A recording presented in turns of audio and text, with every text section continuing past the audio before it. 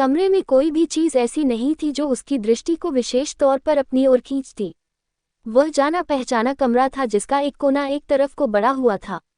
शुरू में उसको ये कमरा देखकर अजीब सा लगा था। उसका चौकोर न होना उसकी नज़र में अखरा था।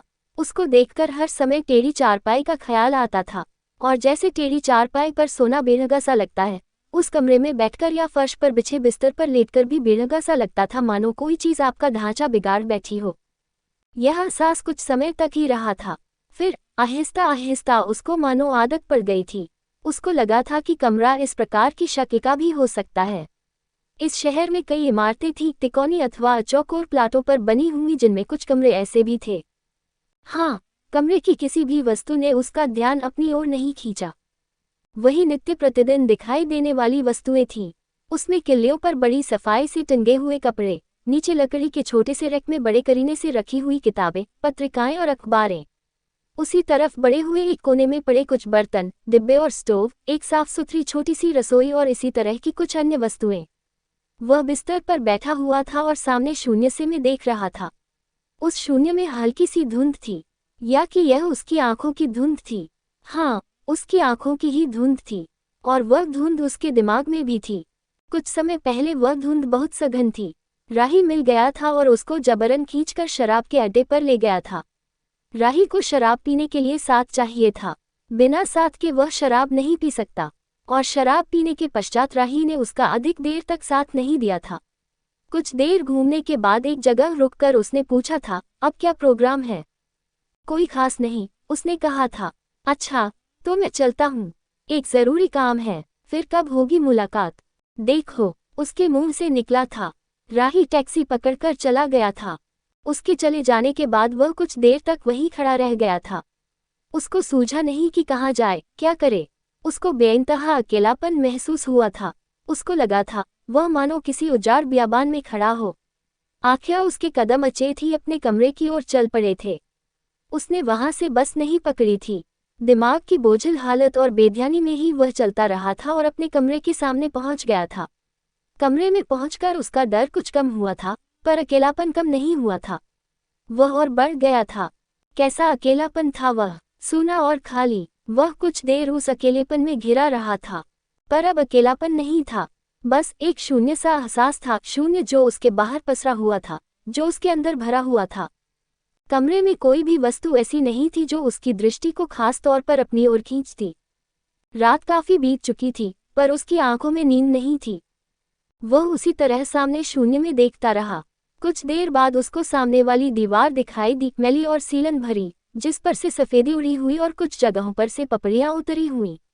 उस पर घसमैले रंग के छोटे बड़े धब्बे थे, और उन धब्बों में एक तरफ जहां दीवार का हिस्सा बड़ा साफ और सपाट था, एक चित्र टंगा हुआ था। पहले तो उसको वह चित्र अन्य धब्बों की भांति एक धब्बा ही प्रतीत हुआ, पर जब उसकी नज़र उस पर टिकी ही रही तो वह धब्बा न रहा। उसमें से एक शक्ल उभरने लगी। वह शक्ल मानो हिल रही थी। उसकी लकीरें और रंग हिलते हुए परस्पर जुड़ रहे थे। अब वह चित्र को एकटक देख रहा था। चित्र ने मानो उसकी नज़र को पूरी तरह से अपनी गिरफ्त में ले लिया था, परंतु वह स्वयं अभी भी चित्र को पूरी तरह पकड़ नहीं पा रहा था। वह जब भी उस चित्र को देखता, वह कुछ देर उसकी पकड़ में न आता। उसके आपस में उलझे हुए रंग ढलकते रहते, आपस में फंसी हुई लकीरें थिरकती रहती, और एक चेहरा रह रहकर बदलता हुआ नई शक्ल अख्तियार करता रहता। अंत में वह शक्ल एक जगह पर खड़ी हो जाती और उसकी नज़र की पकड़ में आ जाती। वह चित्र उसको मुकुल घोष ने दिया था। उसको मुकुल घोष का ख्याल आया, और अपने उस अकेलेपन को महसूस करते हुए उसने सोचा, मैं मुकुल की तरफ क्यों नहीं चला गया। राही के चले जाने के बाद मैं मुकुल की ओर चला गया होता तो अच्छा था, परंतु उस समय ख्याल ही नहीं आया। खैर, अब भी जाया जा सकता है। अब नहीं, अब तो रात बहुत हो चुकी है, और मुकुल यहाँ से बहुत दूर है। कम से कम 1 घंटा लग जाएगा उस तक पहुँचने में। मुकुल, उसने फिर सोचा और चित्र में उसकी शक्ल देखने लगा। वह चित्र मुकुल का सेल्फ पोर्ट्रेट था। बड़ा शौक था उसको अपने पोर्ट्रेट बनाने का। वह अपने अनगिनत पोर्ट्रेट बना चुका था। जैसे आदमी खाली कागज सामने देखकर उस पर लिखने लग पड़े और बार बार अपना नाम लिखे, कुछ इसी प्रकार मुकुल सेल्फ पोर्ट्रेट बनाया करता था। पर इतने सेल्फ पोर्ट्रेट बनाने पर भी उसकी तृप्ति नहीं हुई थी। वह हमेशा कहा करता, इन सेल्फ पोर्ट्रेटों में मैं स्वयं को पहचानने का जतन कर रहा हूँ, अपने आप को खोजने का यत्न कर रहा हूँ, लेकिन अभी तक मैं अपने आप को पकड़ नहीं सका हूँ। मुकुल से उसकी मुलाकात हुई थी तो पहली ही मुलाकात में वह उसकी ओर खींच गया था। बड़ी दिलचस्प शख्सियत थी उसकी।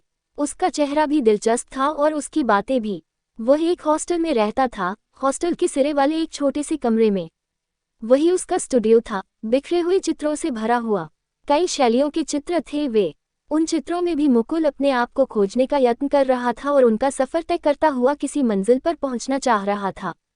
पर मंजिल है कहाँ? वह कहता, मंजिल कहीं नहीं है, बस सफ़र ही सफ़र है। चित्रों का सफ़र, उसने सोचा, और उन चित्रों में सेल्फ पोर्ट्रेटों का सफ़र। मुकुल रात दिन वह सफ़र तय कर रहा था।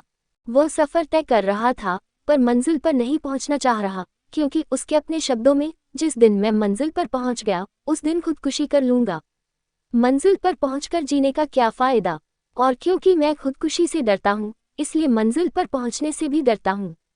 वैसे ये भी एक हकीकत है कि मंजिल कहीं नहीं है, बस सफ़र ही सफ़र है। मुकुल को भी वह पहली मुलाकात में अच्छा लगा था और वह उसको अपने कमरे पर ले गया था। वहाँ मुकुल के बहुत सारे सेल्फ पोर्ट्रेट देखकर उसको हैरानी हुई थी। कई शैलियों के पूर्ण अपूर्ण सेल्फ पोर्ट्रेट थे जो आपस में एक दूसरे से उतना ही मिलते थे जितना वे मुकुल के चेहरे से मिलते थे। मुकुल ने बताया था, इनमें मैंने उस असलियत को पकड़ने का यत्न किया है जो मेरे चेहरे के नक्शों में नहीं, बल्कि नक्शों के उस पार हैं। फिर वह मुकुल के कमरे पर जाने लग पड़ा था। एक बार वह गया था तो मुकुल अपना पोर्ट्रेट बनाकर हटा ही था। उसमें झुंझलाहट थी क्योंकि वह अपने नक्शों के उस पार की असलियत को पकड़ नहीं सका था। परंतु उस सेल्फ पोर्ट्रेट ने उसका ध्यान विशेष रूप से खींचा था। उसमें उसको मानो मुकुल की नहीं, अपनी खुद की शक्ल दिखाई दी थी, एक चेहरा जिसमें उसके चेहरे के टुकड़े परस्पर जुड़े हुए थे।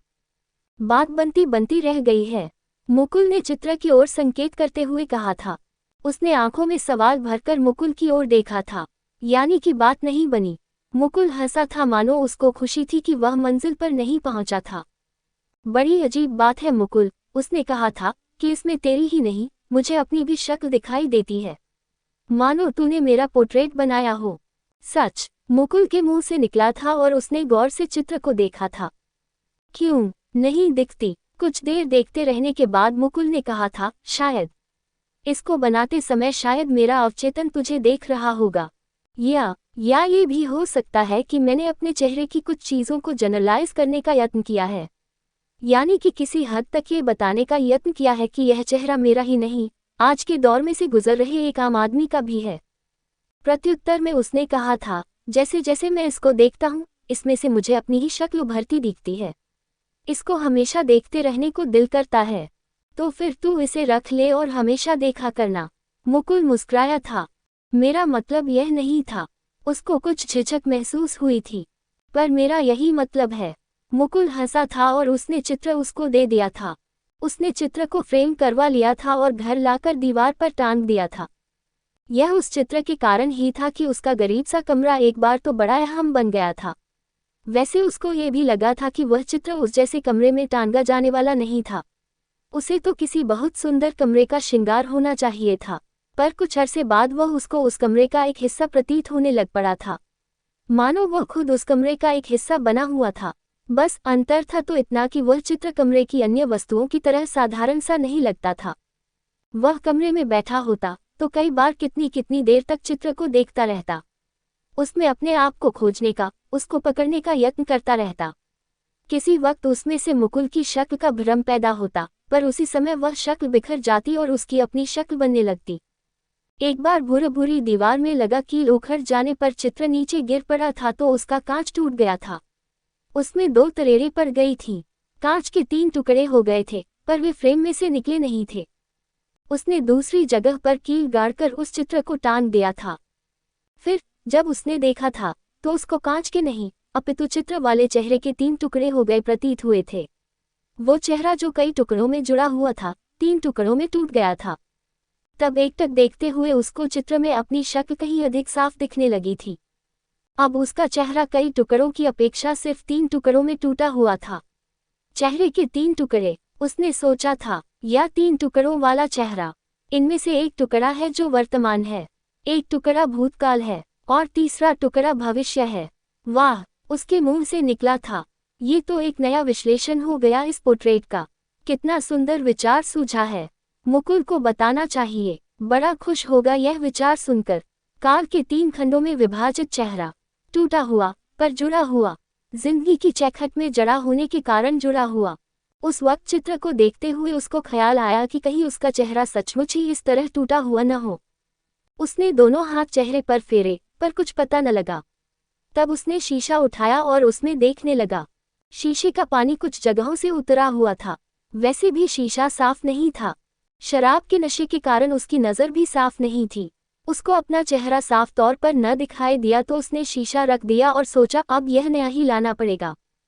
पहले भी कई बार नया लाने के बारे में सोचा है, पर अब तो नया लाना ही पड़ेगा। यूं अन्य भी कई चीज़ें हैं जो नई लाने वाली हैं। तौलिया, जो पुराना होकर जगह जगह से फट चुका है, बूट जिनमें अब और मरम्मत नहीं हो सकती। बिस्तरे की एकमात्र घिसी हुई चादर जो, और हाँ, बेदी का नावल, एक चादर मैली सी। कितना दिल होता है इस नावल को पढ़ने का। एक बार लेखकों की बैठक में इसे बेदी के मुंह से सुना था, पर बेदी ने सुनाते समय कई बार रोकर नावल का मज़ा ही खराब कर दिया था। रोना तो सुनने वालों को चाहिए था, बेदी भला क्यों रोया। अजीब बात नहीं है कि इतने धैर्य से लिखने वाला आदमी सुनाते समय स्वयं रो पड़ता है। लिखते समय भी जरूर रो रोकर लिखता होगा, पर उसकी लेखनी में ये रोना कहीं बहुत नीचे छिपा होता है। मजाल है कि उसका एक फिक्रा भी भावुक प्रतीत हो। ऐसे ज़ब्त से लिखना बेदी का ही काम है, और आजकल सिख उसके पीछे पड़े हुए हैं। नावल में सिखों के 12 बजने को लेकर एक लतीफ़ा है जो सिखों के हक में जाता है, पर सिख उसको समझ नहीं सके और बेदी पर मुकदमा करने को फिरते हैं। किसी दिन चलकर बेदी से सिखों के बारे में कोई लतीफ़ा सुनना चाहिए। बड़ा करारा लतीफ़ा सुनाएगा। दरअसल बेदी के अंदर कोई बड़ी गहरी तलखी छिपी हुई है, जिस कारण वह ऐसा लतीफ़ेबाज है। उस तलखी को लतीफ़ों के माध्यम से बाहर निकालकर वह हल्का हो जाता है, पर लेखक के तौर पर कितना गहन गंभीर है उसका हुनर। लो, ये बेदी भी किधर ले चला है। वह बेदी और अपने आप पर हल्का सा मुस्कुराया और फिर सोचने लगा कि क्या सोच रहा था। उसे कुछ याद न आया। तब उसके सामने फिर दीवार वाला चित्र उभरा और उसके एक टुकड़े को वह एकटक देखने लगा। ये टुकड़ा, उसने मन में कहा, चेहरे के वर्तमान का टुकड़ा है। वर्तमान का चेहरा, सड़कों की गर्दिश का चेहरा, इस शहर की भीड़ का चेहरा, बगैर आंखों वाली भीड़ जो शहर में बिखरी पड़ी है, भाग दौड़ रही है और शहर की हदों में फंसी पड़ी है।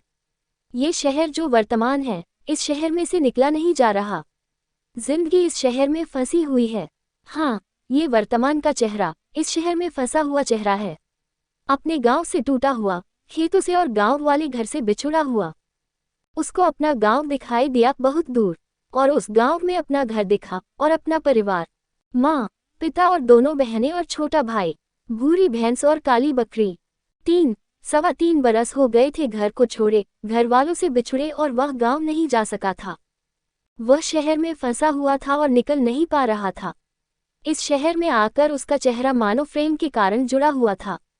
उसको स्मरण हो आया कि बहुत पहले उसने कहीं पढ़ा था, होटल में बैठे एक आदमी के बारे में जो इस तरह उदास बैठा हुआ था कि उसके चेहरे से उसकी नज़र टूटी हुई थी, नज़र से उसकी सोचें टूटी हुई थी और सोचों से ...